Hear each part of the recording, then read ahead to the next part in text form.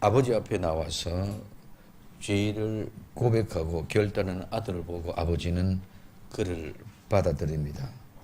아니, 그보다 먼저 아버지는 아직도 상거가 몸에도 불구하고 달려가 목을 안고 입을 맞추고 감당할 수 없는 기쁨을 가지고 아들을 받아들입니다. 이제 아들의 잘못은 안중에도 없습니다. 기억도 하지 않습니다. 생각하기도 싫습니다. 아버지는 아들의 돌아온 모습에 행복하며 아들의 향취를 느낍니다. 불에 타는 죄의 재물을 향기로운 냄새가 하나님을 평안하게 하듯이 우리가 예수님의 사랑과 희생으로 새롭게 산 길이 열려지신 그 은혜로 우리가 아버지께 나아가면 하나님은 우리를 을사안고 기뻐하며 큰 잔치를 베풀어 주실 것입니다. 아버지께 돌아온 아들에게 아버지는 어떻게 합니까? 첫 번째, 제일 좋은 옷을 입히고, 오늘 누가복음 15장 22절에 아버지는 종들에게 이르되 제일 좋은 옷을 내어다가 입히고 손에 가락지를 끼우고 발에 신을 신기라고 말하고 있습니다. 오늘 제일 좋은이란 말은 첫째다, 최고다는 의미입니다. 그리고 오늘 이 옷은 바로 겉옷 상인데, 오늘 제일 좋은 옷은 최상급 최고의 것입니다. 첫째, 최고를 의미하는 것이고, 이 옷은 준비하다, 장비하다의 말에서 유래가 되어져서 이 옷은 특별히 끝이 바닥에까지 끌리는 그런 긴 겉옷, 때때로 제사장이나 특별한 사람들 입는 그런 특별한 예복이 바로 오늘 여기 말하는 옷입니다. 이 제일 좋은 옷은 한 벌밖에 없는 옷입니다. 최고로 좋은 옷은 많이 있는 것이 아니고 최고로 좋은 옷은 그 중에 하나밖에 없는 옷입니다. 그래서 이 최고로 좋은 옷은 몇 벌이 있는 것이고 단 한 벌이라는 것입니다. 그리고 이 제일 좋은 옷은 한 벌밖에 없는 이 옷은 준비되어 있는 옷입니다. 완벽하게 만들어 놓고 이 옷의 주인공을 기다리는 그런 옷입니다. 이 최고로 좋은 옷은 단 한 벌, 오직 한 벌. 아무나 입는 옷이 아닌 그런 옷입니다. 다른 옷과는 비교가 되지 않는 옷입니다. 또한 비교도 할 수 없는 옷입니다. 누구나 아무나 입을 수 있는 그런 옷이 아닙니다. 그러므로 이 옷은 바로 왕복, 즉 왕 임금이 있는 용포라는 것입니다. 하나님은 돌아온 아들에게 이제는 아들이 아니라 왕으로 통치자로 받아주신다는 것입니다. 지난날의 아들로서의 모든 것은 이 세상에 살아가면서도 이 세상의 아들들도 마찬가지입니다. 아버지의 모든 재산이 다 그의 아들의 것입니다. 그러나 그 아들은 성인이 되지 않으면, 장성한 분량으로 이루어져서 성인이 되지 않으면 아버지의 것이 바로 내 것이지만 내가 유산을 받았을 때 실제로 전부가 내 것이 되어진다는 것입니다. 이제 이 아들이 돌아왔을 때는 제일 좋은 옷을 입혀주는 단 한 벌이 있는 왕복을 입혀줬다는 것은 이제는 아들이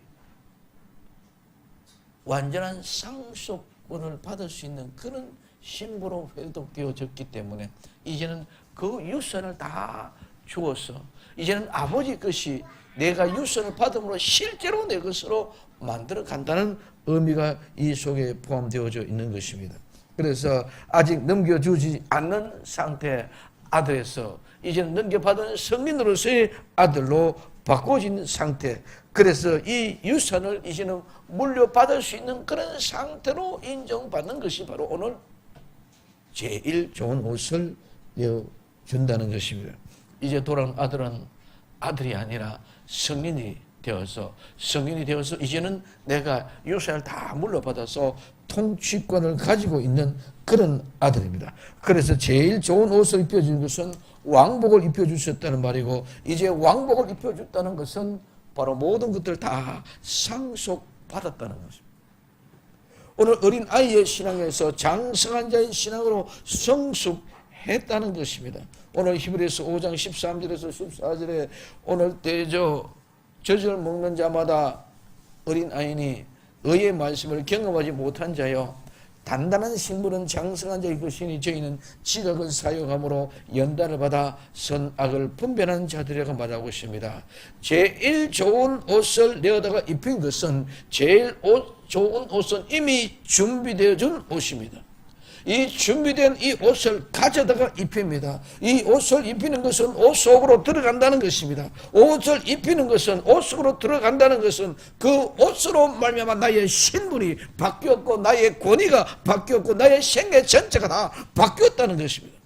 이제는 종이 아니다는 것입니다. 이제는 아들이 아니다는 것입니다. 이제는 나는 통치장으로 바꿔졌다는 것이 바로 옷을 가져다가 입혔다는 것입니다. 제일 좋은 옷을 가지고 와서 입힌다는 것은 데리고 가서 그 옷 속으로 들어가게 하는 것입니다. 옷 속에 들어가는 것은 내가 하는 것이 아니라 모두 하나님 아버지의 은혜로 데리고 가셔서 오늘 아버지 은혜로 그 옷 속에 들어가게 하시고 그 옷 속에 들어감으로 내가 옷이 입혀졌다는 것입니다. 그러므로 내가 아들의 권위로 내가 되는 것이 아니고 통치자의 권위가 되는 것이 아니라 아버지의 은혜로 모두가 다 이루어지는 것인 줄 믿으시기를 바랍니다.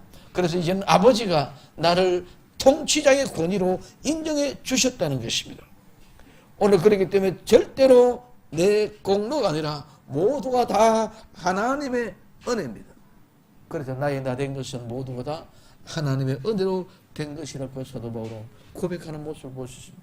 그래서 돌아오기만 했는데 제일 좋은 옷을 가져다가 입혔다는 것은 이제는 왕의 통치자의 신분으로 나 자신을 이제는 완전히 바꿔놓았다는 것을 발견할 수 있는 나와 여러분들 되기를 예수님의 이름으로 축원을 드립니다.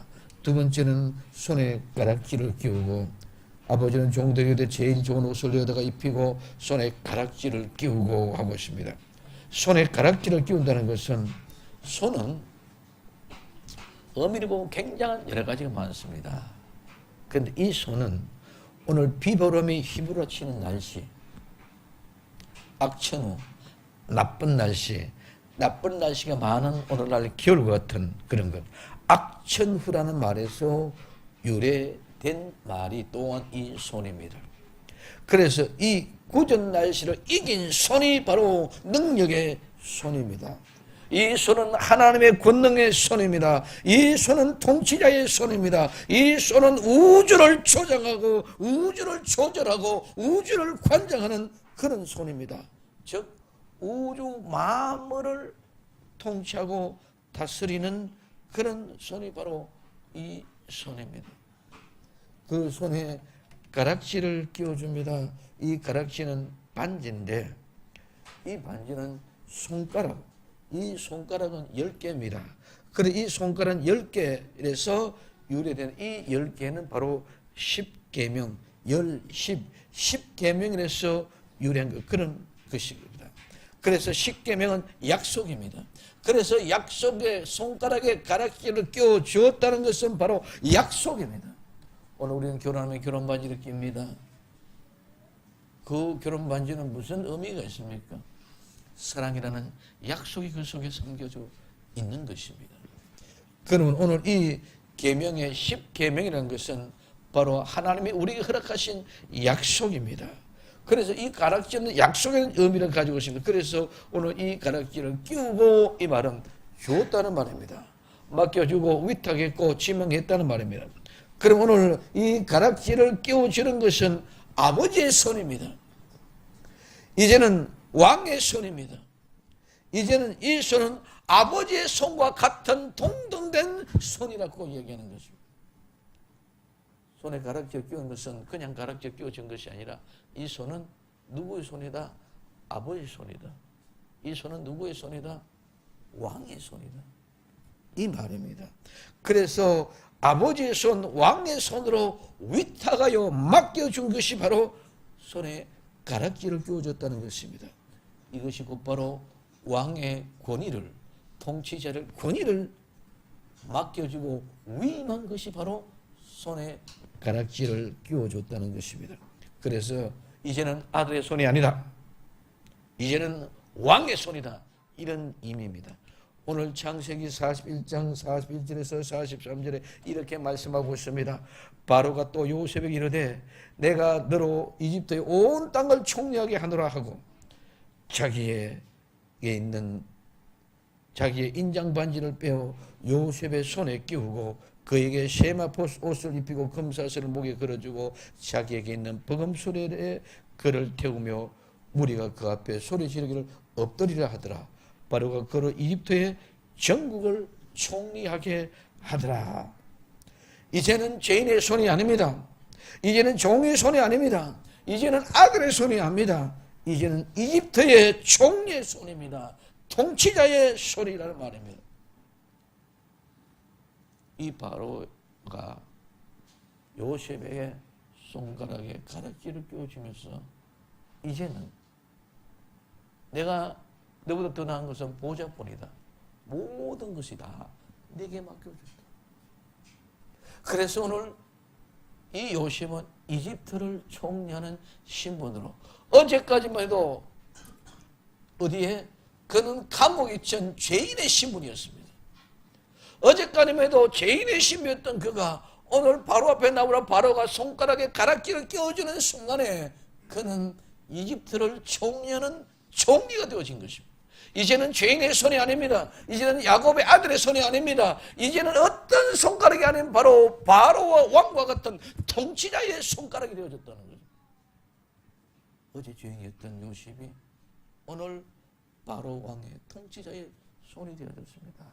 오늘 아버지께 돌아온 이 아들은 어제까지는 죄인의 모습이었습니다. 어제까지는 아버지 아들에게 일컬음 받지 못하겠다고 내 자신이 통회하고 잡아가고 하나님께 나왔습니다. 아버지 앞에 나와서 믿음으로 말만 넣었을 때 하나님은 그의 손에 가락지를 끼워주는 줄로 믿습니다. 가락지를 끼워주는 그 순간에 그는 모든 신분이 바꿔졌어. 이제는 죄인도 아니고 아들도 아니고 통치자로 주어진 아름다운 권위의 손가락인 줄 믿으시기를 바랍니다. 이제는 이집트의 총리의 손 되어진 것처럼 오늘 우리는 통치자의 손이 되어지는 아름다운 은혜가 나와 여러분들 있어지기를 예수님의 이름으로 축원을 드립니다. 세 번째, 발에 신을 신기라는 것입니다. 오늘 종들에게 이르되 제일 좋은 옷을 여다가 입히고 손에 가락지를 끼고 발에 신을 신기라. 발은 아래쪽의 끝입니다. 발은 또한 하나님의 현현을 나타냅니다. 예수님이 성천하실 때는 발밖에 보지 못합니다. 예배를 드릴 때는 신발을 벗는 것은 일반적인 관습입니다. 이런 관습은 더럽혀진 떡게를 벗어버리고 하나님의 능력과 직접적인 접촉하거나 매듭에 얘기되었던 이런 모든 주술적인 장애물을 풀어가는 봉편이 바로 오늘 이 신의 발의 신을 벗으라는 것입니다. 하나님의 능력은 오늘 우리 하나님 앞에 더 가까이 나가는 그런 모든 발걸음을 더럽고 지지나는 것으로 구분해 하는데 그 목적이 있습니다. 오늘 신은 발 밑에 동력 매는 바닥의 신입니다. 즉 우리가 말하는 샌들과 같은 것입니다. 발에 신을 신기는 것은 삶의 실제에서 하나님의 나타남과 같은 아버지와 같은 또 같은 권위로 나타나는 삶을 살게 하는 것입니다. 이제는 새로운 삶, 새 삶의 시작입니다. 아버지 집의 통치자로서의 삶의 시작입니다. 즉 아버지 집의 신발입니다. 이 신발은 종들이 신는 신이 아닙니다. 아버지 집의 식구들의 신발입니다. 왕의 권위로의 아버지의 권위로 나타내는 그런 신발입니다. 아버지는 이제 아들에게 모든 것을 다 상속을 허락하십니다. 제일 좋은 옷을 통해 왕복을 입고 손에 가락지를 끼워줌으로 모든 권위의 약속을 위임했고 발에 신을 신겨줌으로 실제 모든 통치를 실행하는 모습입니다. 세상의 모든 종교는 거의가 다 그 신의 길에 나아갈 때는 전부 다 신을 벗고 나아갑니다. 오늘 우리는 교회에서만 그런 것이 아니라 힌두교도 이슬람들도 모두가 다 신에게 나아갈 때는 발에 신을 벗고 나아갑니다. 신은 깨끗한데 더러운 신발을 신고 신에게 나아갈 수가 없다는 것입니다. 그래 출애굽기 3장 5절에 하나님이 가라사대 이리로 가까이지 말라. 너희 선 곳은 거룩한 땅이니 내 발에 신을 벗으라고 말하고 있습니다. 그러나 이제 우리는 아버지 집으로 돌아오면은 아버지께서 신발을 신겨 주시는 줄 믿으시기를 바랍니다. 이 세상에 더러운 그런 신발이 아니고 아버지 집에서 깨끗하고 거룩한 신발입니다. 이제는 더러운 신발을 벗고 새롭고 거룩한 신발을 아버지가 신겨주신 그 신발을 신어야 되는 줄 믿으시기를 예수님의 이름으로 축원을 드립니다. 아버지가 신겨주는 그 신발, 신는 씀의 삶입니다. 그래서 오늘 아버지 집에 돌아왔을 때에 아들의 신분이 회복되는 것은 첫째는 제일 좋은 옷을 입어야 됩니다. 두 번째는 손에 가락지를 끼워야 됩니다. 세 번째는 신발을 신어야 됩니다. 이 세 가지가 구비되면 아들로서 완전히 인정될 것이 아니라 이제는 아들이 왕으로 통치자로 신분이 변화지는 바꾸어지는 확정을 이루게 되는 줄 믿으시기를 바랍니다. 이제는 왕의 신분으로 통치자의 신분을 바꾸시면 우린 절대로 나갈 일이 없습니다. 이제부터는 어디입니까? 내 통치의 권한, 내 통치의 영역을 넓히기 위하여, 확산하기 위하여 복음을 전하고 영원하게 아버지 집의 거룩한 통치자로 살아남게 될 줄로 믿습니다. 그러면은 이거로 끝나느냐? 우린 절대로 아들의 신분이 회복되어서 통치자의 권위로 위험해 내 모든 재산을 상속을 유산을 받음으로 끝나는 것이 아니다는 거예요. 그리고 어떻게 하느냐? 오늘 네 번째, 살찐 송아지를 끌어다가 잡아라. 오늘 누가복음 15장 23절에 그리고 살찐 송아지를 끌어다가 잡아라. 우리가 먹고 즐기자고 말하고 있습니다. 이 살찐 송아지는 살찐다는 말은 원어의 의미는 마른 곡식, 알곡, 밀로 먹이다, 살찌우다 이런 말에서 유래했습니다. 그래서 이 말은 영양이 좋은, 살찌워진, 살찐, 기름진 그런 의미를 가지고 있습니다. 그 다음에 이 송아지는, 이 모스코스라면 이 송아지는 송아지만 있는 것이 아니라 새로 나온 가지, 송아지도 새로 난 새끼가 송아지입니다. 마찬가지로 식물을 얘기할 때는 새로운 가지라 이런 의미를 가지고 있습니다. 그런데 이 살찐 송아지는 마른 곡식, 즉 단단한 곡식, 이 단단한 곡식은 누구나 장성한 분량의 신앙을 가지고 있는 사람들이 먹는 그런 마른 곡식. 이 마른 곡식은 즉 알곡을 먹고 새로 나온 가지, 즉 새끼입니다. 마른 곡식을 먹고 즉 알곡을 먹고 새로 나온 가지, 새로운 새끼입니다. 그래서 새로운 세상의 새 생명을 의미하는 것이 바로 이 송아지입니다. 살찐 송아지입니다.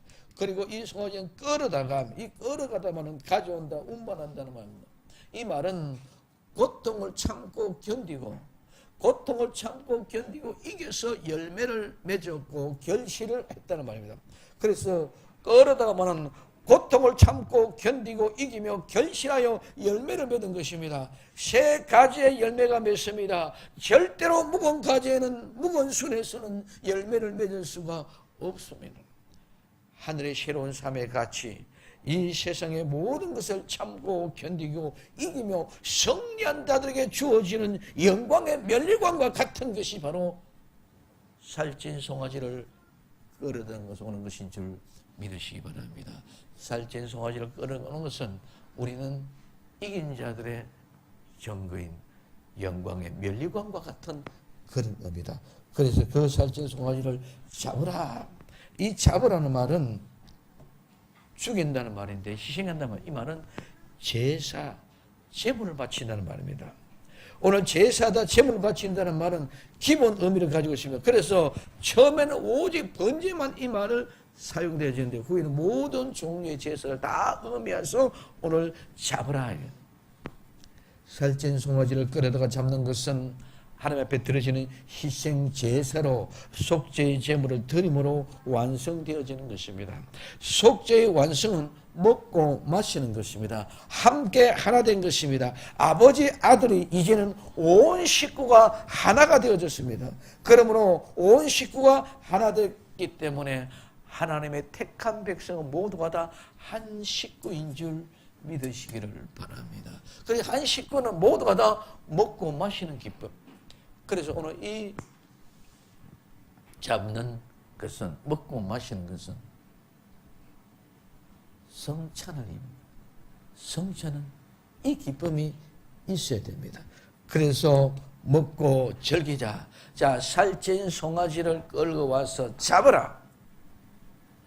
오늘 우리의 성경의 멸관을 가지고 있는 그 자들이 함께 먹고 마시는 곳에는 반드시 즐거움이 있습니다. 즐기입니다. 오늘 누가복음 15장 23절에 그러므로 살찐 송아지를 끌어다가 잡으라. 우리가 먹고 즐기자. 먹든다는 말은 성찬을 의미하는 것이고, 즐기자는 말은 기쁘게 하다, 즐거워하다, 격려하다는 말입니다. 오늘 우리는 하나님을 기쁘게 해야 됩니다. 오늘 우리 기쁨 속에 환희가 넘치고 성원이 넘치고 환호가 있어야 됩니다. 서로가 격려하며 기뻐하며 즐거워하는 것입니다. 이것은 반드시 우리는 기쁨의 대상의 실제가 일어난 사건들입니다. 특별히 유쾌하거나 기분 좋은 분위기를 일으키는 상황, 이런 잔치나 축제에 있는 즐거움이 기쁨이에요. 그럼 오늘 우리는 이 기쁨과 즐거움은 그냥 막연하게 기쁨이 아니고 즐거움이 아니고 뭔데 익사이트한, 정말 오늘 즐거움이 넘치는 오늘 쇼킹한 그런 즐거움이 우리가 실제로 받아들여지는 그런 은혜가 있는 것이 이 즐거움인 줄 믿으시기 바랍니다. 절대로 말장난이 아니라는 것입니다. 오늘 우리의 신앙은 절대로 말로 하는, 말로만 자치고 호울 좋게 그냥 기도합시다, 즐거워합시다, 이게 아니라 우리는 실제로 즐거워하는 그런 사실, 현재 속에, 실제 속에서 모든 것이 나타나야 될 줄로 믿습니다. 그러므로 오늘 우리의 연습은 실제적인 잔치, 실제적인 축제와 같은 기쁨, 실제적인 즐거움, 행복이 있어야 됩니다. 속죄를 마치고 화목한 모습이 바로 즐기는 것입니다. 우리는 죄의 사함을 받은 은혜가 있다면 분명히 그 기쁨과 환희가 있어야 됩니다. 속죄제는 거룩함으로 두려움으로 들어집니다. 그러나 화목은 기쁨과 즐거움입니다. 이 기쁨과 즐거움은 감격과 감동을 통해서 회복되어져야 됩니다. 그래야 진정한 구속, 곧 죄의 사함이 이루어지는 것입니다. 예수 그리스도의 은혜를 확실하게 내 몸과 내 마음에 충만하게 체험하여 채우게 되는 것이 바로 이 기쁨과 즐거움입니다. 진정한 성찬은 먹고 즐거움을 함께하는 것입니다. 즐거움이 없는 성찬은 결국 올바른 성찬이 아닙니다. 나의 죄 사함이 경험되는 기쁨과 즐거움을 확신하는 시간이 바로 성찬이 되어야 됩니다. 마찬가지로 오늘 우리는 날마다 예수 그리스도와 함께 기쁨과 즐거움이 있어야 될 줄로 믿습니다. 아버지 집에 돌아온 이 아들은 제일 좋은 옷을 입고 손에 가락지를 끼고 발에 신은 신발을 신으로 통치자의 권위로 확정했습니다. 그리고 끝나는 것이 아니라 이제는 살찐 송아지를 끌고 와서 잡아서 먹고 즐기는 역사였습니다. 오늘 우리는 교회가 이 기쁨을 잃어버렸습니다. 말로는 있는데 실제의 삶을 잃어버렸습니다. 그렇기 때문에 확신이 없습니다. 이 기쁨과 즐거움이 확신이 있다면 우리는 세상에 절대로 미혹이 되지 않습니다. 왜 세상에 미혹이 되느냐? 왜 우리는 자꾸 약해지느냐? 왜 우리는 점점 두려움을 가지고 의심을 하느냐? 이 기쁨과 즐거움이 없기 때문에 죄 사함의 은혜와 확실한 기쁨이 있으면 세상에 절대로 미혹당하지 않고 미혹되지 않은 줄 믿으시기를 바랍니다. 내가 여기에 기쁨이, 내가 여기에 확증이, 내가 큰 기쁨이 날마다 차고 넘치는데 거기에 미혹받을 이유도 없고 또한 그런 미혹받을 사이도 없습니다. 왜? 내 안에 기쁨과 즐거움이 충만하기 때문에 그렇다는 것입니다. 그러면 오늘 우리는 진정한 예수 그리스도와 함께하는 기쁨과 즐거움이 있어야 됩니다. 이 기쁨이 하늘의 기쁨이요, 이 기쁨은 아버지께 돌아온 아들의 기쁨이고, 이 기쁨은 신앙에 상속된 사람들의 기쁨이요, 이 기쁨은 아버지의 마음을 아는 기쁨인 줄 믿으시기 바랍니다. 이 기쁨은 충만한 복된 성도들이 가지는 은혜입니다. 그럼 오늘 우리는 모두가 다 이와 같은 기쁨을 가질 수 있는 나와 여러분이 되어지기를 예수 그리스도 이름으로 축원을 드립니다. 그러면 왜 이런 기쁨을 얻어야 되느냐? 왜냐는 거죠. 왜? 이유가 왜입니다. 오늘 누가복음 15장 24절에 이 내 아들은 죽었다가 다시 살았으며 내가 잃었다가 다시 얻었노라 하니 저희가 즐거워하더라고 말하겠습니다. 죽었다가 다시 살아났다. 죽었다가 다시 살아났다. 죽었다는 것은 시체라는 거예요. 죽은 자는 시체입니다. 그러면 다시 살아났다는 것은 다시 살게 되어졌다는 것입니다. 죽었다가 다시 살아나는 기쁨이다. 죽었다가 다시 살아나는 기쁨이 없는 사람은 진정한 화목이 없고, 진정한 화목이 없는 사람은 그 속에는 기쁨이 없고, 기쁨은 죽었던 아들이 다시 살아나는 아버지의 기쁨입니다. 여기는 분명한 것은 아들이 다시 살아난 그 기쁨만 아니라, 여기서는 그 기쁨의 중심은 우리 주 예수 그리스도가 십자가에 못 박혀 돌아갔습니다. 예수 그리스도의 십자가에 못 박혀 돌아가신 그분은 하나님의 자신입니다. 하나님 자신이 쌀 만에 다시 살아났습니다. 이 기쁨인 줄 믿으시기 바랍니다. 예수 그리스도가 십자가에 못 박혀 죽어 쌀 만에 다시 살아났을 때에 아버지의 기쁨이요, 또 아버지 자신의 기쁨이다. 예수님이 바로 아버지 자신이고 자신이었기 때문에 자신이 죽었다가 다시 살 만에 부활한 것입니다. 또한 아들을 비롯해서 아들이 죽었다가 다시 살아나는 살 만에 다시 살아나는 기쁨입니다. 이 기쁨이 곧바로 우리의 기쁨이 되어져요. 내가 죽었다가 다시 살아난 것은 아버지가 그토록 기뻐하고 그토록 즐거워하는 사실이다. 내 아들이 죽었다가 다시 살아왔으니 이 기쁨이 충만해 되고, 아버지가 입장에서 봐서는 아들이 죽었다가 다시 살아와서 이 기쁨이고, 내 입장에 봐서는 나는 내가 죽었던 사람이 다시 살아났으니까 기뻐하는 거예요. 이거는 말이 그냥 말이 기뻐하는 거 이게 아니라 정말 예수님이 십자가에 못 박혀 돌아 죽었잖아요. 죽었던 그분이 삶인 만에 다시 살아났잖아요. 그렇기 때문에 아버지가 얼마나 기뻐했겠느냐 말이에요.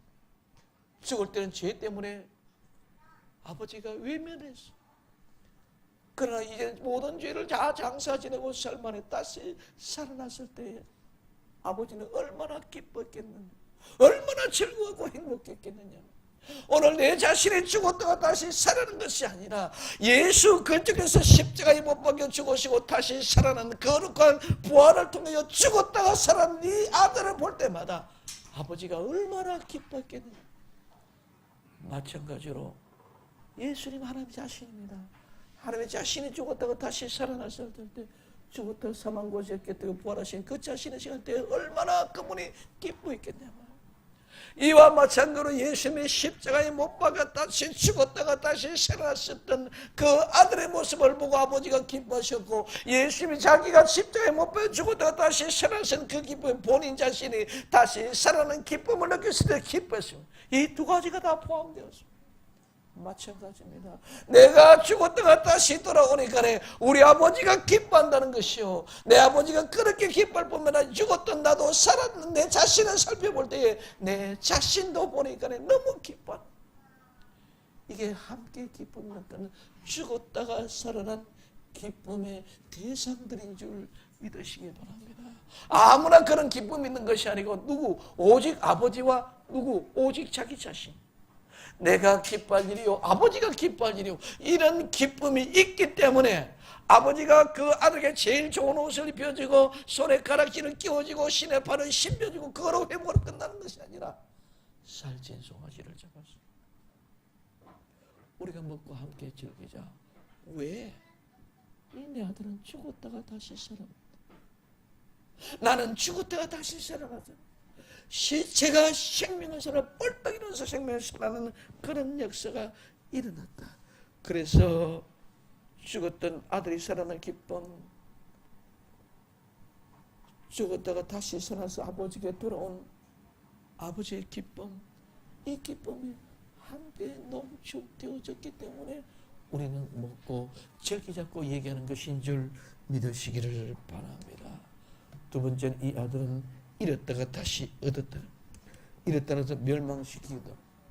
이 잃었다는 것은 그냥 잃어버린 것이 아니라 멸망시키고 죽어서 없어진 것을 잃어버린 것입니다. 다시 얻었느라 찾았다, 발견했다. 찾아 발견했다는 것입니다. 오늘 우리는 아버지가 잃었던 아들 다시 얻은 기쁨입니다. 죽고 사라져 없어져 버린 줄 알았던 내 아들이 이제 다시 살아났어. 찾았어.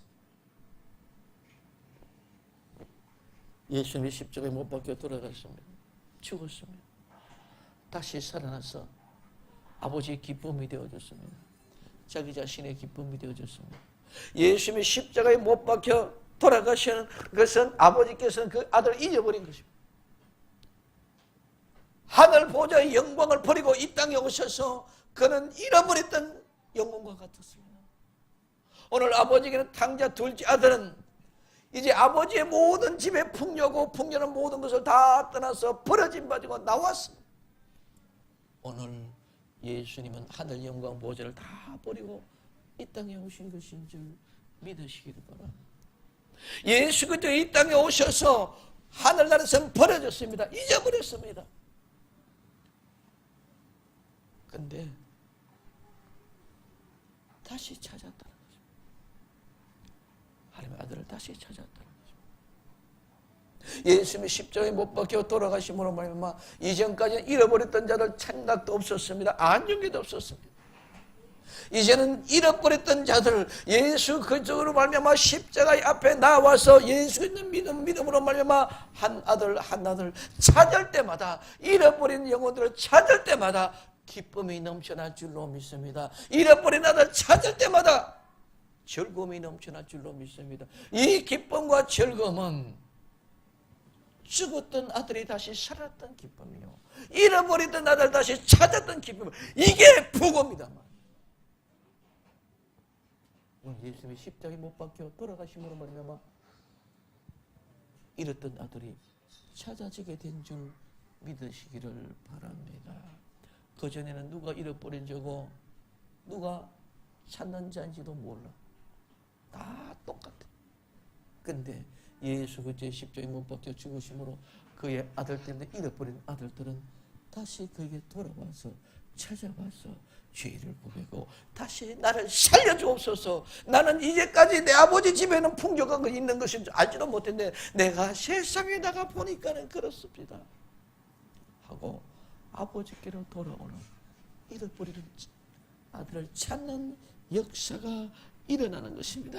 아버지가 잃었던 아들을 다시 찾은 기쁨, 죽고 사라져 없어져 버렸던 그들 줄 알았는데 이제 아들을 아버지가 다시 발견해서 찾은 나누는 기쁨. 야곱이가 자기를 그렇게 사랑하던 아내 라헬로 말미암아 낳았던 늦둥이 요셉을 잃어버리고 죽어버리는 줄 알았는데 이집트의 총리가 되어졌어. 등장하고 나타나질 때 그 아버지의 마음의 기쁨은 잃었던 아들을 찾은 것이요, 죽었던 아들이 살아나는 기쁨인 줄 믿으시기를 바랍니다. 그래서 이 사실은 믿어지지를 않아. 요셉은 내 아들이 정말 요셉이 이집트의 총리가 되어졌습니다 하는 그 열 형들의 이야기를 믿지를 않아. 어떻게 걔가 그럴 수 있느냐. 그러나 아버지를 모시고 오라고 보내는 뭘 보고, 수레를 보고 요셉은 믿었는 줄 믿으시기를 바랍니다. 그래서 내 아들이 살아있구나, 내 아들을 잃어버렸던 내 아들을 내가 찾았다, 죽었던 내 아들이 다시 살아났다, 그와 같은 심령이 바로 기뻐하고 즐거우며 이 먹고 마시는 즐거우며 이 성찬은 이런 깊은 의미를 가지고 우리는 대하고 살아가는 역사가 일어나야 될 줄로 믿으시기를 예수님 이름으로 축원을 드립니다. 이 기쁨은 아버지를 잃었다가 다시 찾은 기쁨입니다. 이 기쁨은 잃었던 아들을 다시 찾은 기쁨입니다. 이 아들이 아버지를 찾고 아버지가 아들을 찾았던 모든 것은 아버지 집에 돌아왔을 때 이루시는 기쁨인 줄 믿으시기를 바랍니다. 그래서 아버지 집에 돌아온 아들의 기쁨, 십자가에 못 박혀 돌아가신 예수님이 흘리신 그 보혈로 잃어버렸던 아들을 찾아는 기뻐하는 아버지의 모습을 보고, 또 우리는 잃어버렸던 하나님 아버지를 찾은 그 기쁨의 감격이 넘쳐나고, 이 두 가지가 함께 상충되어 이루어져야 된다. 죽었던 아들이 다시 돌아온 모습을 보고 기뻐하는 아버지의 마음, 잃어버렸던 하나님 우리 아버지를 다시 찾은 아버지를 다시 찾았던 기쁨이 다시 회복되어지는 마음, 그런 마음은 한 가족에 이루어졌던 그 기쁨이 영원해지는, 이젠 두 번 다시 아들은 아버지 집을 떠나지 않을 것입니다. 두 번 다시 아버지는 아들을 내보내지는 않을 것입니다. 이와 같은 아름다운 한없는 기쁨과 즐거움 다시 찾아 회복할 수 있는 나와 여러분들이 되어지고 행복한 우리 신명신 교회가 되어져야 될 줄로 믿습니다. 그러면 이것이 바로 즐거워하는 것이 마땅하도다. 오늘 누가복음 15장 24절에 이 내 아들 죽었다가 다시 살았으면 내가 이렇다라 얻었노라 하니 저희가 즐거워하더라. 그래 누가복음 15장 32절에 이 내 동생은 죽었다가 살았으며 내가 잃었다가 얻었기로 우리가 즐거워하고 기뻐하는 것이 마땅하니라고 말씀하셨습니다. 오늘 즐거워하는 것은 기뻐하다는 것입니다. 서로가 격려하다는 말입니다. 사람을 기쁘게 하는 성원이 넘치고 기뻐하는 환호가 있고 격려가 있고 기뻐하며 즐거운 확실한 그 현장이 있어야 된다는 것입니다. 오늘 그 다음에 마땅하다는 말은 반드시 먹어야 된다. 이 말은 무엇이라고는 딱 규정된 것은 없지만 그것이 바로 강제하는 그런 모습. 그 다음에 하더라 이 말은 이것이 바로 첫째가 되어야 된다. 시작이다. 통치가. 오늘 우리는 기뻐하고 즐거워하는 것이 당연하고 마땅할 뿐만 아니라 그것이 첫째가 되어야 되는 것인 줄 믿으시기 바랍니다. 이 세상에 가장 우선하는 것은 돈이 아니고 명예가 아니고 권력이 아니고 이 세상 것이 아니라 우리는 가장 첫째 우선되는 것은 잃었던 아들이 돌아오신 아버지의 기쁨, 잃었던 아버지를 찾은 기쁨, 죽었다가 다시 살아나신 예수 그리스도의 기쁨, 내가 다시 살아난 그 기쁨, 그 기쁨이 가장 우선되어져요. 그래서 그것은 반드시 마땅히 최고에 우선되어지고 최고로 그것을 반드시 해야 될 그런 모습. 이것이 우리의 삶의 기준이 될 때는 절대로 흔들릴 일이 없습니다. 세상 것이 바라는 것보다 조금 부럽고 조금 좋고 조금 아름답다, 그것이 미혹될 일이 하나도 없습니다. 아버지는 아들이 내가 하늘과 아버지께 죄를 얻었사오니 지금부터는 아버지의 아들이라 일컬음을 감당치 못하겠나이다 하고 고백할 때에 아버지의 마음을 울컥하게 만들었을 것입니다. 아들이 잘못을 뉘우치고 죄를 고백하는 것보다 아름다운 모습은 아버지께는 없습니다. 이 세상의 그 어떤 것들보다 내 아들이 내 자식이 잘못했다고 몸 앞에 와가지고 용서를 빌 때에 그때보다 아름다운 것이 이 세상에 없습니다. 아버지 그것이 최고의 기쁨이고 행복이에요.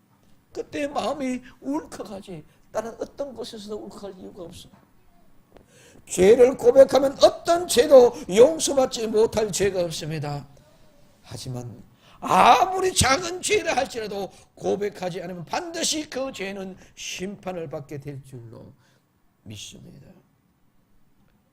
오늘 우리는 아버지 앞에 반드시 죄를 고백하고 회개하여 용서받는 2019년이 됩시다. 그리고 아버지의 마음을 원 없이 표출하고 발견할 수 있는 복된 2019년, 진정으로 아버지와 함께 먹고 마시며 즐거워하는 것이 마땅한 2019년 되시기를 예수님의 이름으로 축원을 드립니다. 우리는 즐거움과 기쁨이 함께하는 감사, 이 감사가 없으면 죽었다가 살아났고 잃었다가 다시 찾은 기쁨이 없다는 것입니다. 바빠고 찌긋찌긋하고 찢어지기 직전에 이런 모든 인생의 삶은 이런 감사가 없습니다. 오늘 나와 여러분은 정말 아버지 앞에 들어갔으니 아버지가 제일 좋은 옷을 가져다 입히시고 손에 가락지를 끼워주시고 발에 신을 신겨주시는 그 은혜의 신분으로 회복된 것도 끝나는 거잖아요. 아버지는 살찐 송아지를 끌어다가 잡았어. 우리가 먹고 즐기자. 왜? 이것이 마땅하다. 뭐 때문에? 죽었다가 다시 살아났기 때문에. 잃었다가 다시 찾았기 때문에. 이 감격과 감동이 끊임없이 우리 가슴을 충동질할 수 있는 복된 2019년이 되어 정말 온전한 회개와 용서, 만없이 아버지의 마음을 원없이 표출할 수 있고 아버지와 함께 먹고 마시며 기뻐하며 함께 즐기는 결단되는 2019년을 이룰 수 있는 아름다운 역사의 주인공들이 되기를 예수님의 이름으로 축원을 드립니다. 죽었다가 다시 살아났습니다. 잃었다가 다시 얻었습니다. 그렇기 때문에 즐거워하는 것이 마땅한 것입니다. 오늘 이 아름다운 은혜가 우리 생명신 교회에 2019년은 정말 잃었던 아들을 다시 잡고 죽었던 아들을 다시 살리는 귀한 약속이라서 우리 모두가 함께 즐거워하는 것이 마땅한 한 해를 만들어갈 수 있는 역사의 주인공들이 다 되기를 예수님의 이름으로 축원을 드립니다. 기도합니다.